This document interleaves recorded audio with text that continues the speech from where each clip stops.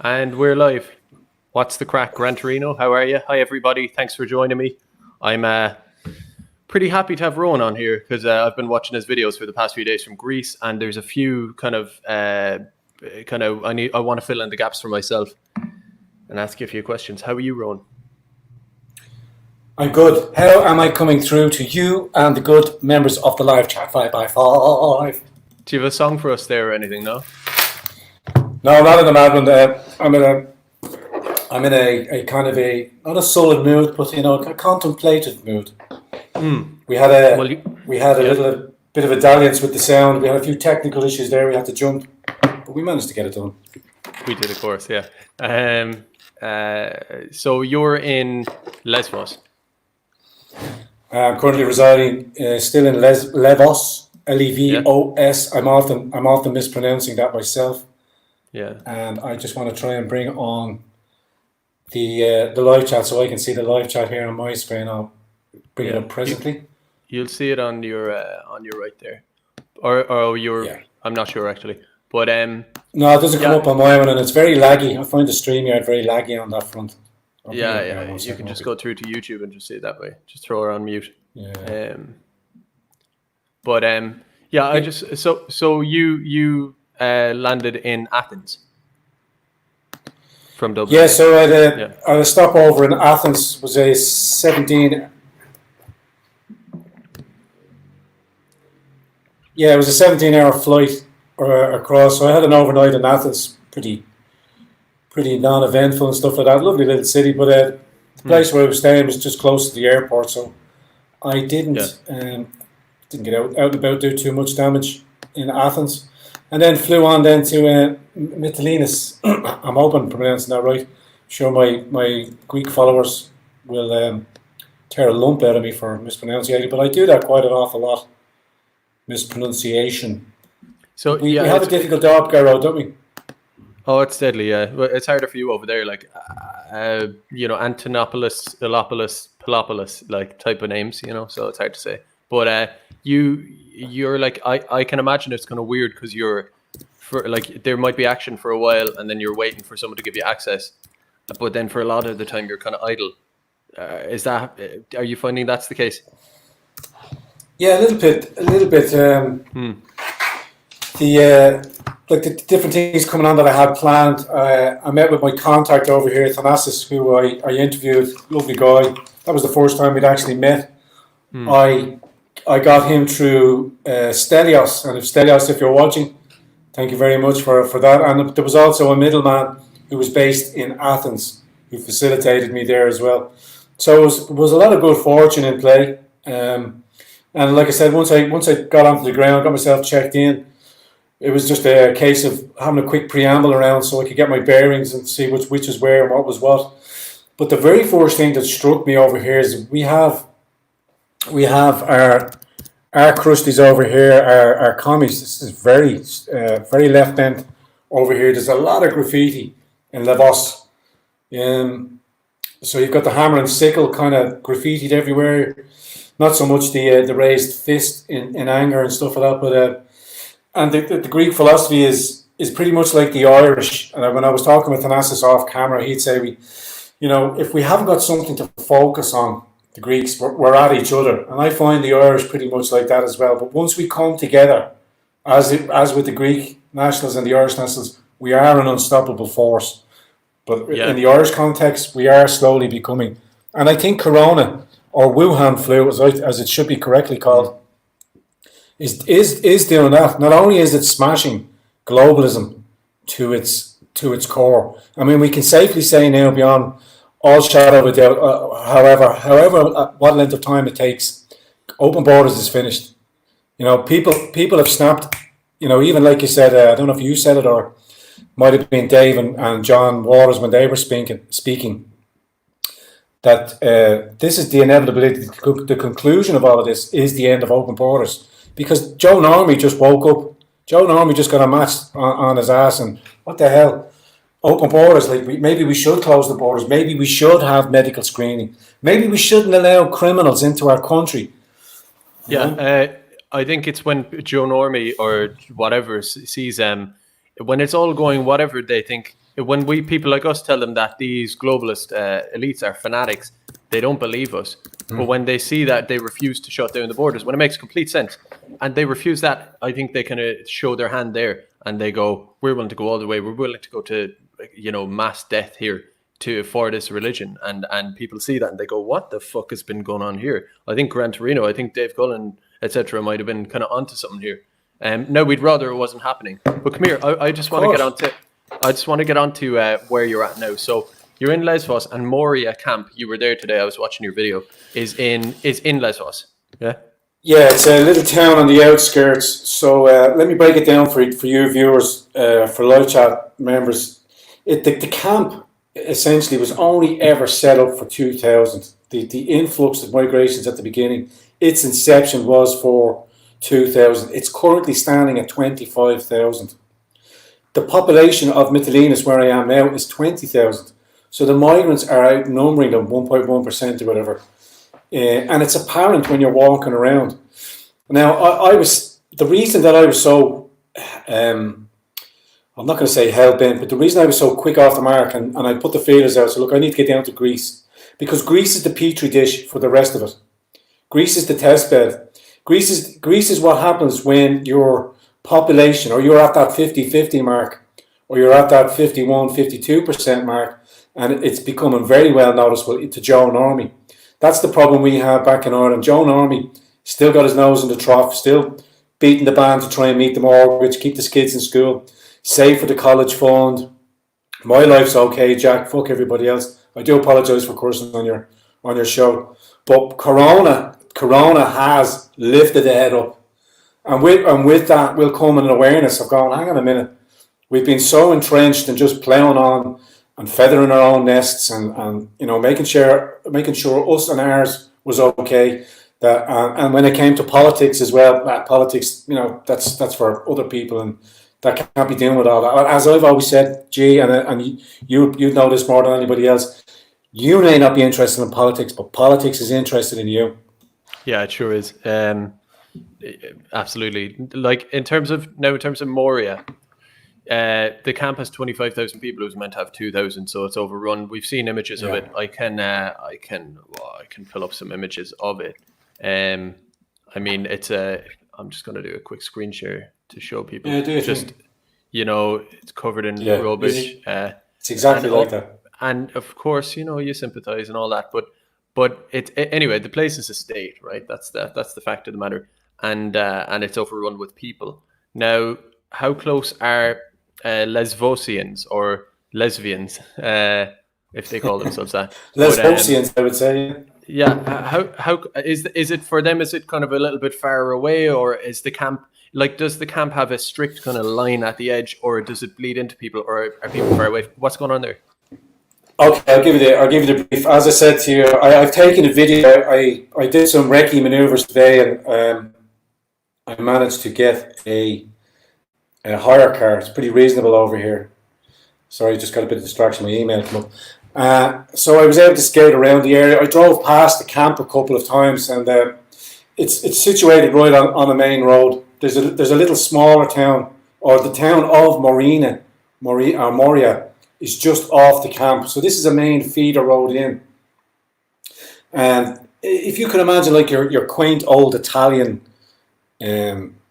sort of up on the side of the hill, this Moria is exactly like that. It's ensconced up there. It's been there for generations and generations, and it's like that old rustic architecture, with the brickwork is shown and it's cracked, the plasterwork is gone. It's all of that dated stuff. It's been there since on an eon. And there are, close to the camp, the main camp that was purpose built, there are work premises, and I think they've been used now as warehouses. Because as I was driving by, the migrants, actually, there was a good term we should call our visitors, our temporary guests. They were queuing up, and they were giving clothing. Obviously, the charities have been out there and they were issuing clothing and stuff like that.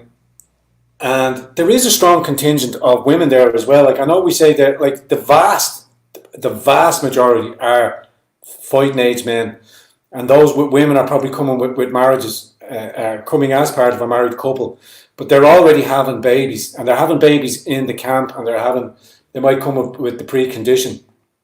Now that is shocking in itself. That is like to have a baby born in that situation. When you're walking around the camp, it's its own little ecosystem, Garrod. It's got its own shops. They're up there selling clothes. They've got boxes of shoes coming out fresh, brand new Adidas and stuff like that. No migrant I've seen up there is struggling for fashionable footwear or the latest clothes wear or the latest iPads. Even when they come off the boat, and when I go down to the dock down here, it's right close to where I am situated. And the Navy, the Greek Navy, has been picking up those that have travelled across the sea to get to it. So there's still an influx coming in.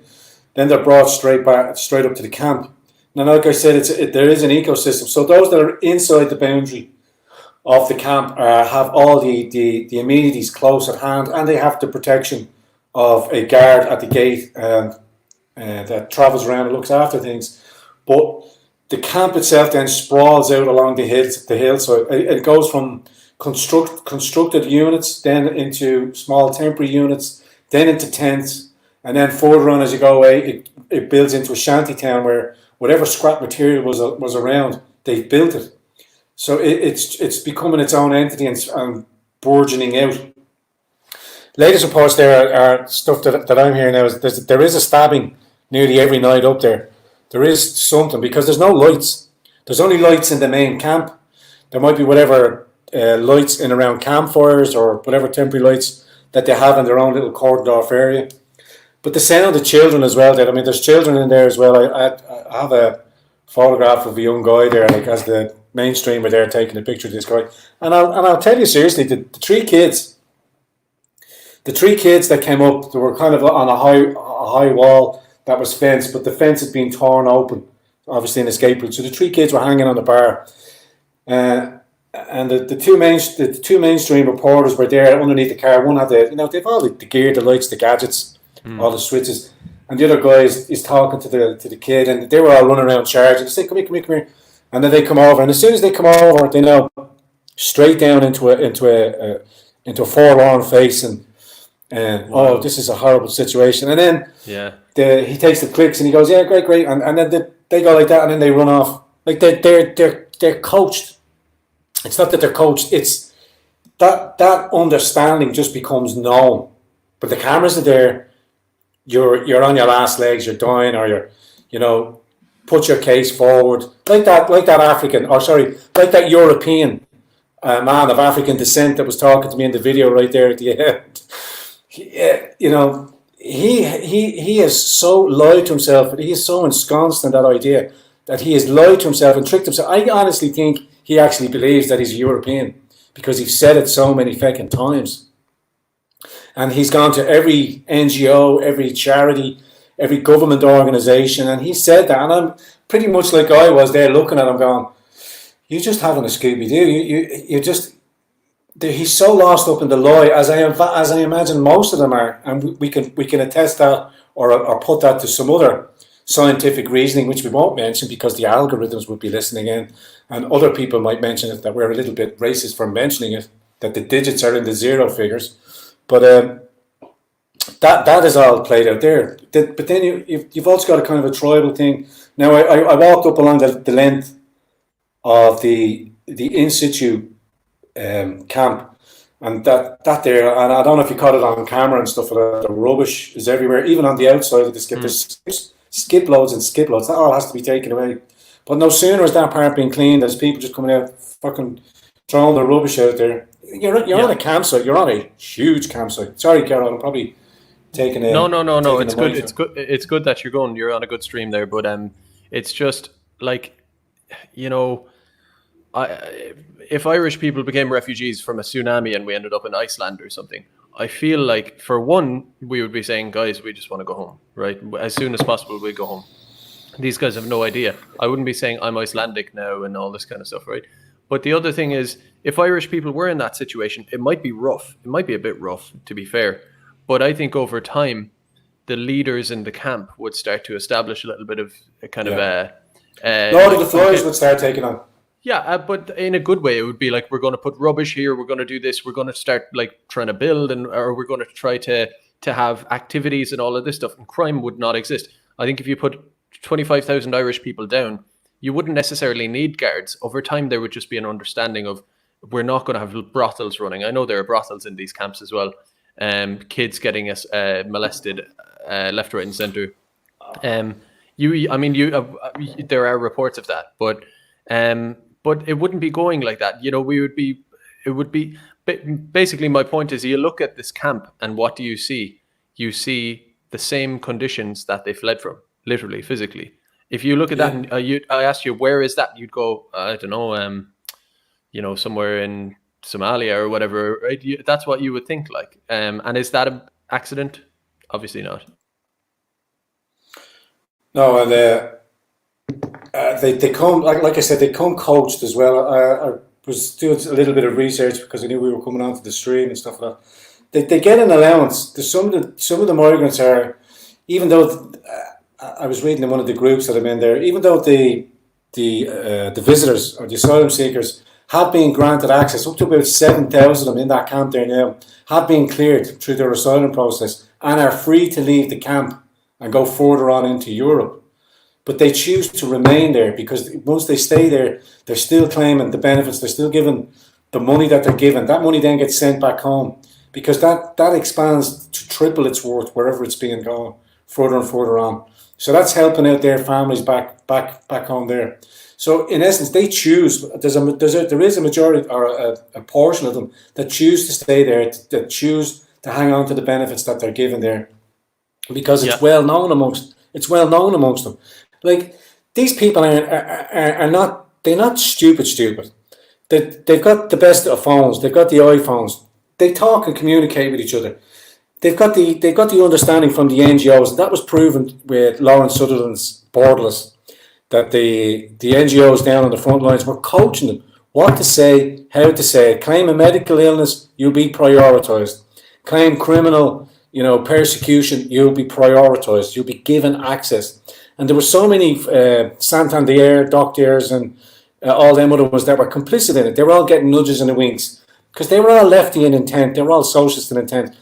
I see you've got a little pain down your back. Yeah, that could be bad kidneys there. We need to get you straight up to Germany or Sweden and let that get take. The NGOs facilitated that. That message then gets repeated and sent back further and further to the more waves of migrants that are coming. So they all come with that understanding. There's photographs of them outside. There's photographs of them outside the centres. Like they're posing for. Where is it here? They're posing for selfies. They don't go without. They've all got the best of gear. Like I said. Now here in Levos, as the migrants interact with the locals and stuff like that. The locals are very encouraging. It's pretty much like the Irish. Look, we don't want to hurt them. They're human beings that they need to be taken care of. But they blame the government. Our problem is with the Greek government, because the Greek government says rather than offer some sort of solution, they wanted to build a second camp, and the locals are saying we don't want a second camp because you're turning us into a prison colony island. These people are all behind barbed wires. Our own citizens in that up in Moria, as you drive around. Brand new barbed wire everywhere, brand new surveillance systems, because they're up in the dark there as well. There's 25,000 people up there that they don't know who or what they are. They come from a culture that does not. If they're coming from the Turkish side, I can show you pictures here now of the Turks over there now laughing at the Greeks, burning the Greek flag, saying your flag will soon be our flag. We'll all be the same, because Turkey is golden for war. There were shots on the border last night. They were shooting at the Greek soldiers. He wants that war, and he will come across and start invading. I don't know what the bigger geopolitical scheme or the reason is for that. But when you understand that, no sooner had he pushed the migrant caravan up towards the Greek border, that he put another border behind him with a gated pass. You cannot come back. Yeah. And then we've all seen the videos. We've all seen the videos, live chat and all that there. They've been releasing prisoners, and they've been putting their worst. They're not giving us their best as the Americans get. They're being given us their worst, murderers, rapists, whatever. And we've seen those videos. They're getting pushed up to the front line. You'll see the photographs of the young guys at the border fence. they're all working together to pull it down. I mean, if you're a refugee seeking asylum, you come with your hand, you come with your paw out, you come out, help me please, I'm persecuted, this is what I'm doing. You don't start attacking, and that's an invasion. There's only one way you can look at it. It's an invasion, and it's a demographic invasion. Our normies are... Go ahead. No, it's just the difference is this time it is a demographic invasion, but it's backed up. Turkey were flying F-16s over Greek territory, as far as I know. I heard one over here today as well. Yeah, so it's backed up with actual military now, and they're cutting down fences and shooting things over. I think with Turkey, it's Erdogan sees himself as the new sultan, and it's revenge for the Ottoman Empire to reclaim the Ottoman Empire and all that kind of stuff. I think that is fully true. That man has big ideas, but with all this happening, it's just you go mad thinking about it, because I've some of the guy you were talking to today, the European man. I've been down to Africa, and there's one thing they're not stuck for is it's this ability to hustle and to kind of grift off kind of things. And actually, it's if that could be transferred into some kind of trust-based, organized system, maybe they'd get a lot done. But it's always wrangling things or whatever. And just the way they are, like that guy you're talking to today, and all these guys, as a man in my youth, right, who's not cooked to fucking death, sorry, and now I'm cursing on my stream, I look at them and I know, man to man, I go, I know what you're up to, right? I get it. And then you have this harpy liberal girl, NGO person, playing these, I go, do they? They don't, Carol. They don't. They're so soft. Go ahead, buddy. Yeah, it is. They're soft. It's a soft upbringing. Anyone who's had a little bit of a somewhat hard upbringing in one way or another kind of understands the fundamentals and sees these guys and gets it. And in terms of this NGO thing, something like Europe is going to have to grow a pair of balls very quickly, because you mentioned the people in Lesbos are a little bit on the cooked side even now, or maybe I don't know if you've mentioned that, but I've heard it. On one hand, they're burning down asylum things, which of course we all condemn, right? But it's happening. Of course. And then on the other hand, though, when they're asked, I'm telling you, for me, it seems like this is one big sunny Eastern Uktarard or Ruski. It's got the same vibe of it, where they're going. I think I talked to your Duke, the Greek, about this, and I've been looking at a lot of this, and there seems to be this vibe of, well, we don't hate anybody and all this, and we just want it to be relocated more in Europe. And I'm going, I have sympathy for you, Greece. You are getting the brunt of it, and maybe it should be spread. But this flow needs to be stopped, because just like with Uktarard, if you took 25,000 of those migrants and spread them across Europe, well, there's another 25,000 waiting to get in, and they'll just fill that camp up. So people need to kind of grow that pair where they say, we just have to stop it, full on. As well with that, Garrod, these people have been lied to. They've been told that Europe is the promised land and keep going. And yet, like these people in the camp, they were told, get to the promised land, once you cross that border, you're in there. Now they're stuck up on the side of a mountain, probably in a little bit more comparable situations from wherever they come. If you come from Afghanistan, or, we can imagine. If you're coming from Nigeria, that's not really a third world country. You understand, you have basic amenities, internet access. European man there today convinced himself, as you say, it's a grift. You know what I mean? And you could tell straight off the bat that he was aggressive. No sooner had, I'm starving, he was already putting it. They don't feed us, they don't give us money. He was standing there with a diamond ring in his nose. He had a little diamond ring in his nose, the best of shoes on, and threads coming out. Hadn't washed in a month, the fucking bang off him. But, but he's then started playing the poor man. They don't feed us here. And you walk around, and there's, where I was going up down there, there's fruit stalls, there's all manner of cooking going, all this kind of stuff. It's an automatic grift. He thinks that chap and the Afghanistani chap the same. They think that because they've been coached, that when the journalists come, these journalists are buffoons, that you can talk to them and they believe it, and it helps the cause. It helps. What is the cause, you might say? If you're the part of the Muslim Brigade, you're part of the. I'm not going to be too overly frank, because we have to be very cautious, because I get chewed up. I'm actually being, like I showed you earlier on, Carol, I'm actually being hunted as we speak. But we have to be uncooked in our words. If we come on these streams and we talk and we say, look, these are the things you need to say.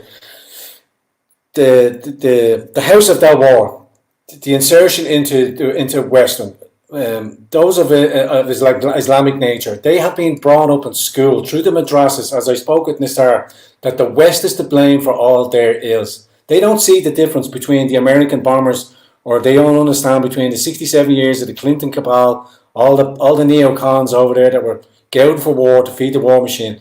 And again, we cannot proportion that blame to Americans. That is not Americans. That is just bad successive governments, bad power actors in play, feeding the war machine, feeding the NGO machine, feeding the medical machine. That's coming to an end. One thing you can say for Trump, as it stands now, he's not going to war. He's pulled and rescinded. He's threatened and touted as a nation leader should. The way he speaks, if you think about Kim Jong and Rocket Man and all that, he says, "Yeah, you play your cards, you bluff. Yeah, you want a piece of this? Let's bring it on. Let's do it." And the smaller man backs down.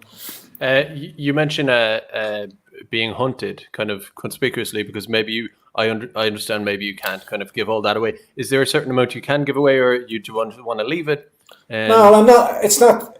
I'm not going to downplay it. I am where I am over here, and I haven't got my chaps on my team, that I normally carry. But I don't need that because I walk around the streets here, very well received. But you don't know who's who and what's what. And as I said to you, you have the background information on that. But I kind of wanted to get back to that point of the schooling that the migrants are coached. So obviously coming with an Islamic thing, they come with that bent for an Afghanistan. They're all taught, they're all schooled that these us Westerners, are to blame for all their ills. Their whole homelands are destroyed because of us, and they don't differentiate between a Greek, an Italian, an Irishman, an Englishman. They see pale skin, blonde hair, gullible fools that keep throwing money at them, and they go, Jesus, the more I cry, the more I get. The more I ache, the more I get. It's like you're going to the school doctor and you're putting on an illness and you're going to get that sick shit to go home and play with your friends. It's the exact same kind of concept, if you understand that. And if you want to keep this gravy train going, you play your part. And I want to touch back on the European thing as well that you mentioned as well. Don't forget there's 5 million Turks in Germany. They can be activated just like that because they have huge demonstrations over there where they wave the Turkish flag and they're just waiting at the drop of a hat for the caliphate to be spoken. And Germany's in chaos. Germany will be in chaos. I mean, half its standing army are Turkish. Who do you trust? You know what I mean? You've got a pop. Yeah, it is. I don't know if anyone in the chat is like me, getting very, very sick of this, just over and over again. Sometimes I wish this is going to be clipped, right? But sometimes I wish I were Chinese or something, right? Or Israeli. That's definitely going to be clipped. But from a country that is normal in a certain sense, and by that I mean, before anyone takes it out of context, in the sense of a pair of balls, a little bit of testosterone, a little bit of common sense, where you go, we're being taken for mugs here. Let's stop this. Let's be tough. Let's whatever. And just say to all these people, look, I'm sorry you dropped money on this or whatever, but you have to go. And to the rest of them, if you pull a border down, it could be live rounds, because that's what I would expect if I go to China and I pull at their fence and they warn me to leave and I don't. If they shoot me, like I said to Duke when I was talking to him, if they shoot at me, that's a suicide on my behalf. I'm the one who took that action, right? I mean, I'm not. You say that as well, Carl. I'm not saying I want people to be like shot or anything, but it's just that set of conditions should be for any respectable country in the world, Nigeria, China, whatever. We need to grow up here, and I'm getting embarrassed being in the kind of group we're in, the way we're dominated, and most of us are fine, but we're dominated by snakes and idiots. No, weak men. As Dave and John spoke, weak men bring hard times, hard men bring comfortable times. That old dichotomy. We are in the stage now, coming to the final conclusion, where weak men have stood over long enough and allowed successive, stronger ideologies to creep in and allow themselves to be bullied. But they've been enriched from the corporations. They've been enriched by the political power moves that they sign off on.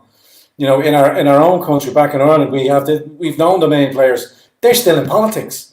Because there's so many Irish people are disenfranchised with politics in its sense that they go, sure, it's never going to change. It will get to the stage. I never want it to happen.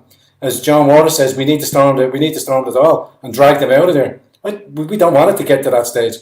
Metaphorically speaking, that can be done, by raising the consciousness of the people. No, not even in Minecraft. I said it metaphorically. I quantified it. I don't want that. Affect them clipping. Because they'll do that. They're going to smear you anyway. They smear me left, right, and centre. Nazi scumbag. Those that are near and dear to me, those that follow me and pay attention and know who and what I am about. I'm a man of action. If I say I'm going to do it, I'm going to do it. You know what I mean? And that's what you should be judged on, is what you do. You know what I mean? That is your morals. What do we see here, guys? Fucking Leo out there with it. I've seen a photograph out there of him and his internal think tank that have cost this country bucket loads. I used to think Leo was R44, as in a Manchurian. He's not clever enough for that. He just does as he's told. You know what I mean? And I think he's been powdered enough. He's been following the snow lines long enough that if his goodies get taken away, he loses it all. So he is controlled, but he is not the main think tank. And it's as John says, and I alluded because it was fresh in my mind today, our facade of politics, our little brochure of politics, they can't even close the borders as a matter of national security. They cannot instigate a medical martial law to say all flights are closed down from Italy straight off the bat. I wouldn't even think about it twice. It's in the nation's interest. Shut that down. No, we can't go again. And it's as Dave said, to make the analogy, people are getting stabbed at night time. Well, we're going to invest in nurses and we're going to purchase a lot of bandages and stuff. There's a lot of blood spilling. And I use that because it's quite fresh in my head. For whatever the play is with Trump in America, he's getting shit done. He does what he says he's going to do, and he doesn't back down. He doesn't apologise, and he doesn't mix his words. I mean, you can say, he goes this way. He speaks the tongue of the common man. The common man loves him because he said, here's my election promises. And be damned with the detractors and everything else. The wall is getting built. The main interior, can't remember, one government body came down. Border crosses down the border crossing have rescinded 90%. 90%. Now you think in the long-term effects, the demographies that's going to be held, the voter blocks that the Democrats are trying to bring in, because that's exactly what Fianna Fáil, Fine Gael and Sinn Féin, all of them are doing, are bringing in replacement voters. And they want to appease them in any way, shape or form. That's why you see them walking barefoot into mosques. That's why you see them cajoling and complaining with them. But if you're paying attention to America, Laura Loomer just done it there as well. They're having only Muslim-only events where she walked in and says it's open to the public, and they say, no, it's only Muslims. Only Muslims can come in. So not only do we go, the wars were going on there, so come on over to our country. And if you follow Bridget Gabrielle, you'll understand. I mean, our Irish soldiers, our Irish defence forces will understand, having served in the Lebanon. The Lebanon was a Christian country. And then when the demographies changed and it got over 18-20%, they became a political party, they got into power, and then no sooner did they get into power, they're going to bring in Sharia law. It's a given. And that goes for moderates, fundamentalists, or even lay Muslims. Because as Nasir shows you, when the fundamentalists speak or when the imam tells them what to do, they vote and block in blocks. And that's what they did with George Calloway, because the imams tell them, that's who you're going to vote for, that's who our guy is. And George Calloway was a Muslim. We've got politicians in there now. What's her name? Cobbinger. I think it's Cobbinger. One of them. You look at them out and check them out. They've already converted. That's why they're giving so much credence in that community. Now, many great people, many great Muslims and all of that kind of stuff, all that jazz. Well, we've got to push past all that kind of rhetoric. The community never speaks up and acts upon. The community does as it's told because it doesn't have a leader. It doesn't have like a unifying pope that we have. So whatever a man comes into the country and whatever a man is preaching there at that time, and we've all seen the nonsense that they come in and talk about monkey balls and the jinnah and all of this kind of spirit ghosts and the way they treat women. We don't have to put up with that. We just speak honestly saying, no, I'm not having it. Well, like if Austria are pulling down minarets and banning Islam, I'm not game for that. Elect me, I'm one on a posting of that, because the more that Islam keeps crawling into our countries without coming back and saying, right, you can preach, you can come in here, but your preachers have to be moderated, your mosques have to be inspected. Those things down in Kilkenny, those things in Tipperary, funded by Qatar, one of the worst funders after Pakistan for funding international terrorism, gives 5 million for a barracks down in Kilkenny, or a new barracks being pushed in Lucan and stuff like that. And people are going, oh, it's their religion and all that. They're barracks than they've been in the UK, more guns and ammo being ripped out of them places time and time again. If we can see it happening to our neighbours across the road, why in God's earth are we facilitating that again? No. Sorry, I went out on a rant there, girl. Yeah, boy. Yeah. I think personally, if we can just clear out the NGOs, we're sorted. I think Lesvos shows that they fucked off the NGOs, and they're they can actually retake where they're from now and stop this kind of stuff. I think when the tide changes on those NGOs, it can change very hard. So I look. It's happening now, isn't it, Carl? It's happening now. Like over here, they're getting chased out over here. But as soon as you pull out a camera, that's why I was more nervous of pulling a camera out because of the locals. Like because when I went into Moria, I hope I'm pronouncing that right. I sat with the locals. I went into the camp. I kept my equipment away. I talked. We spoke about Corona. I got to know them. Then I mentioned, I'm not media. I'm a citizen journalist. This is gonzo journalism. This is journalism of the 21st century. He's not a proper journalist. He hasn't gone to the school to learn and preach and had his third level education. I write nothing. All of mine is video edits. But I'm telling you what they want, and I'm showing you what they want. And I may be wrong, but I'm not lying. Yeah, it's as simple as that. Yeah, I think what they mean by official journalism is the one that, say, you write on the Guards, you write on health, whatever. It means that you're buddies with them, and you're basically a comms person for them, comms, PR, whatever it is. And the odd time you pepper in a bit of criticism just to keep it real, that kind of thing.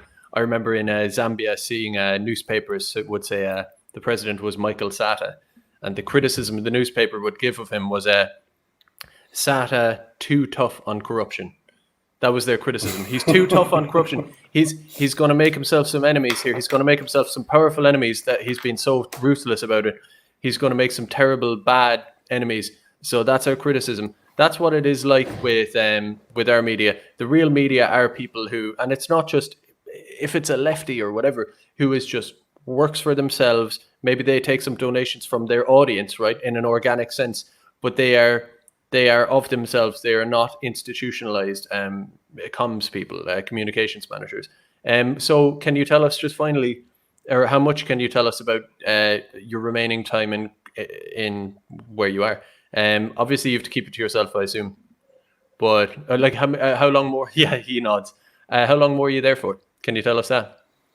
3 weeks. Perfect. Yeah. Okay. I shouldn't have asked. But I'm kind of. Yeah. Sorry, God. I didn't mean to push you out in your stride here as well. But I mean, we go back a way. We go back a while, and I always really do. I always enjoy our interactions. You know what I mean? Because you're a very well-read guy. But way back in the early days when we were first starting out, before we got into the YouTube, even before YouTube, between you and I, we had that common theme.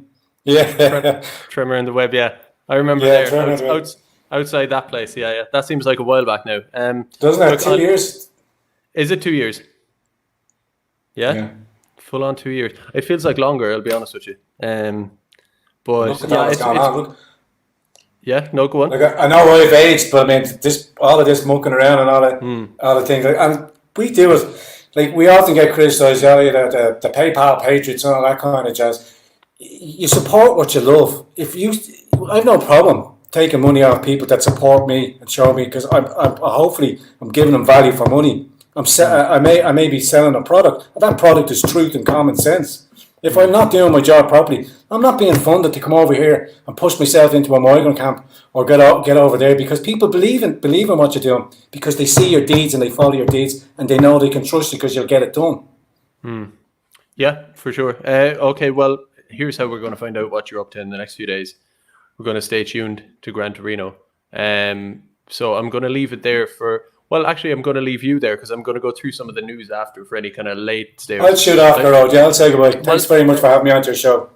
All right, I'll get everyone to subscribe. 2 secs though. I think everyone who's subscribed to me is already subscribed to you. But anyway, look, best of luck, and we'll be watching your stuff. Take it easy, man. We're all part of the same team. We all support what you love. Thanks, Kiddo. Thanks, live chat. Thanks for having me on there. And I'll touch in with you there before I shoot off live chat. Right, see you.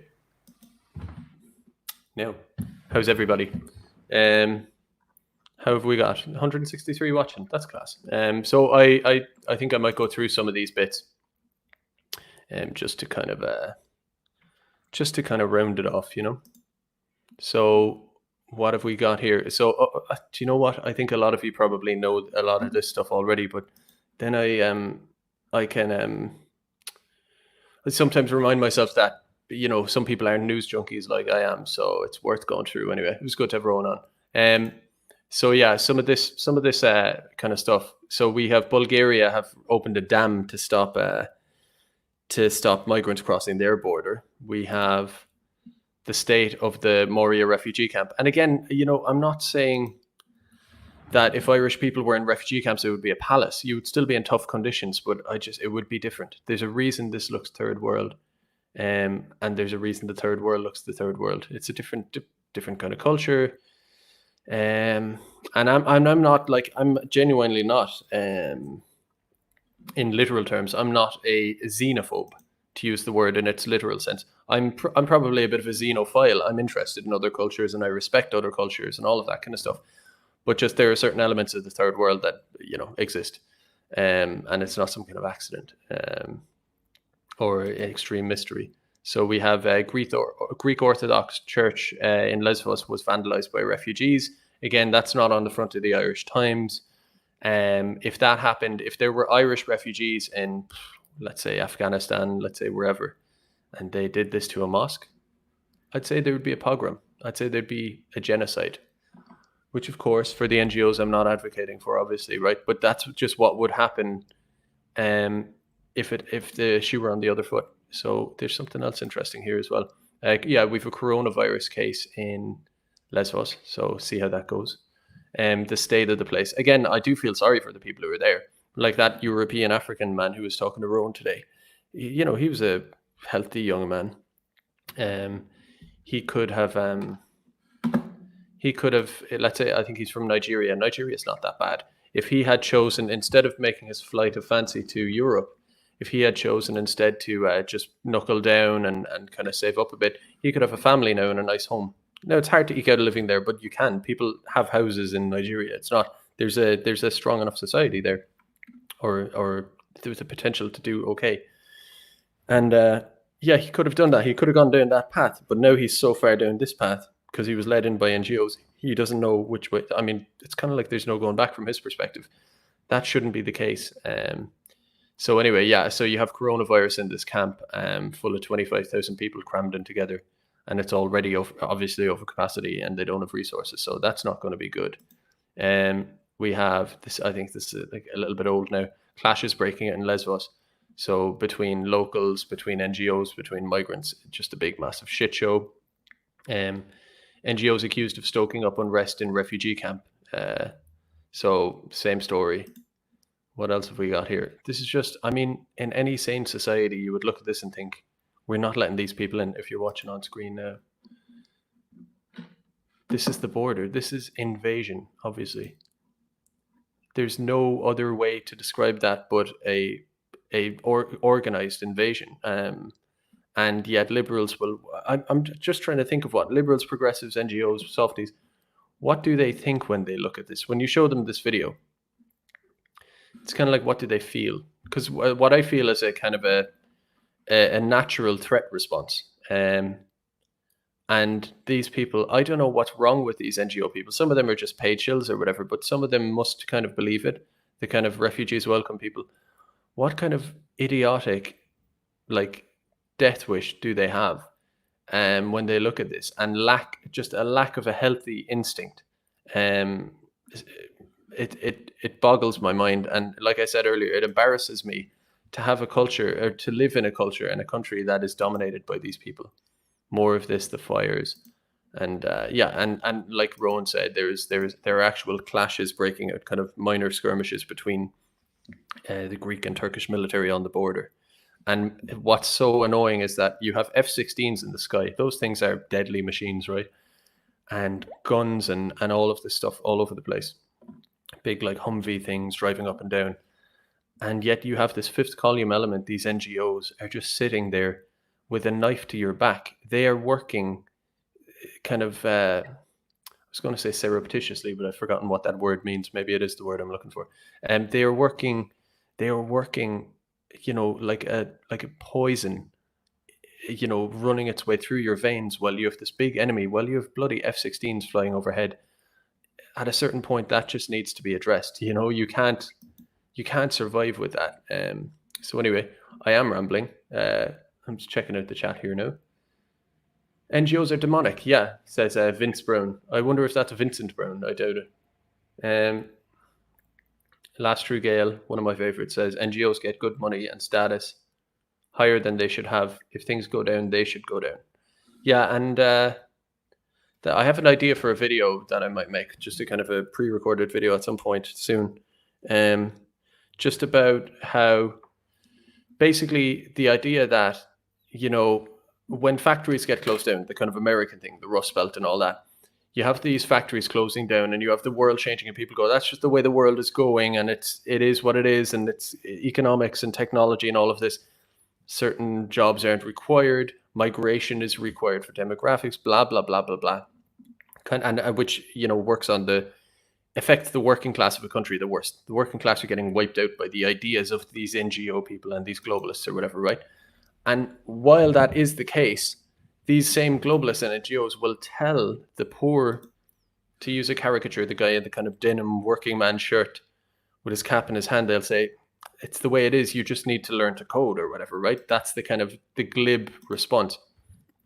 But if something like, let's say, coronavirus were to go rampant, and let's say the effects of it were long-term, and then there were political things went from there where there had to be a revisitation of globalism.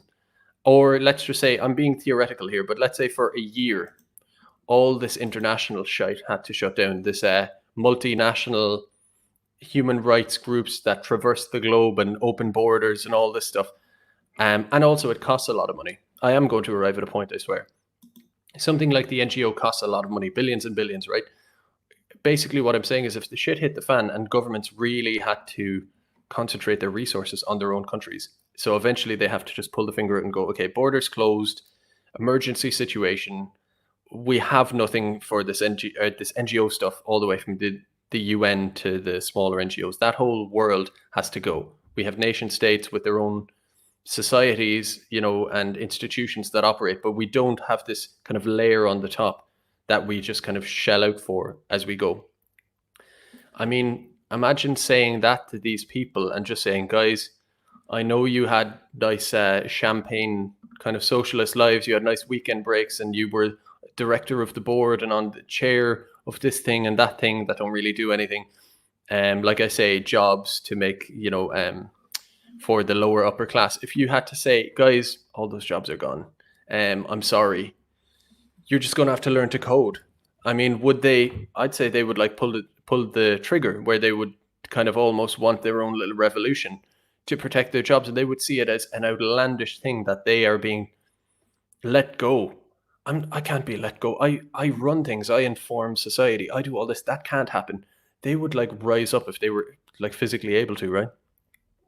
Whereas, and their jobs are unnecessary. Their jobs are actually non-productive. They are whatever the opposite of productive. They generate nothing. They take it from elsewhere in the economy. It would be so nice to just say, sorry, learn to code, but that wouldn't happen. We have this two-tier thing where as the situation changes, or as globalism is a bad thing or it's unnecessary or whatever, these people will not budge. They're in this forever. But the poor factory worker, you're not required anymore. And we can send it off to China, your job, and we can do it cheaper, and it's just the way it is.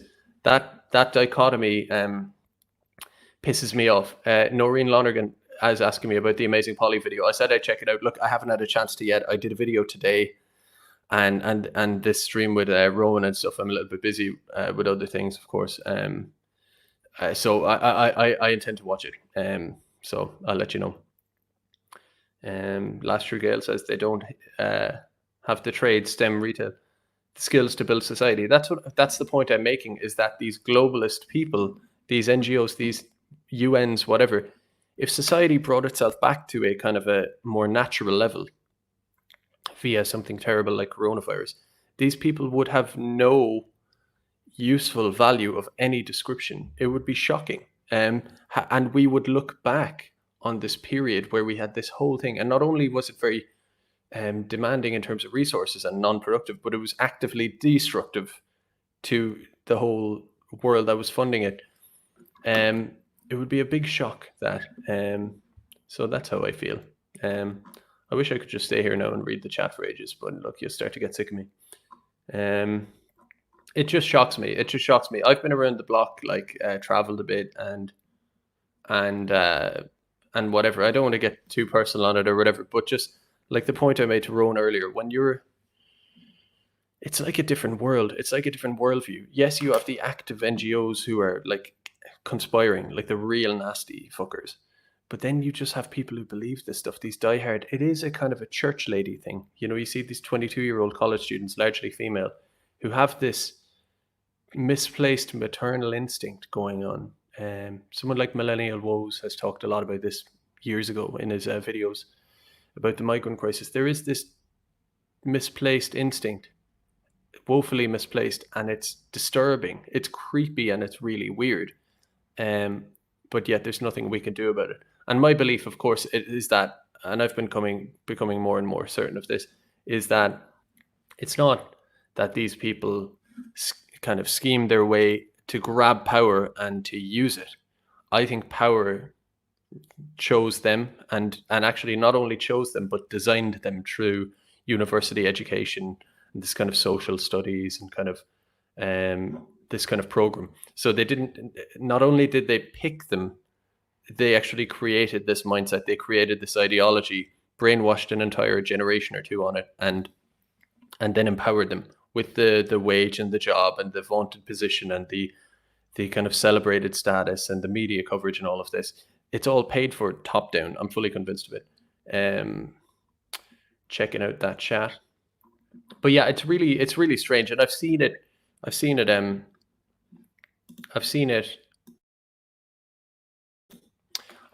kind of come burst out in places like Uachtarad, where you have these moments where people stand up a bit, and you see it in Lesvos too. There are these little cracks beginning to form in it because it can only go on so long. And with things like this, it's ridiculous, and time will tell. But I do think just like a pane of glass, actually, when you have a pane of glass, your windshield or whatever, it gets a little crack in it. That crack stays there for a while. It grows and it grows, becomes a larger crack. Maybe windshields are a bad option, but a pane of glass at a certain point, it just all crumbles down when there's enough cracks in it, and it doesn't wait for anyone. It just falls apart. I do believe that. Anyway, it was good to talk to Rowan. Yeah, I've a couple more interesting streams lined up. Some guests I think you might like, and some I'm very excited to talk to. One final thing is that what time is it now? 20 to 9.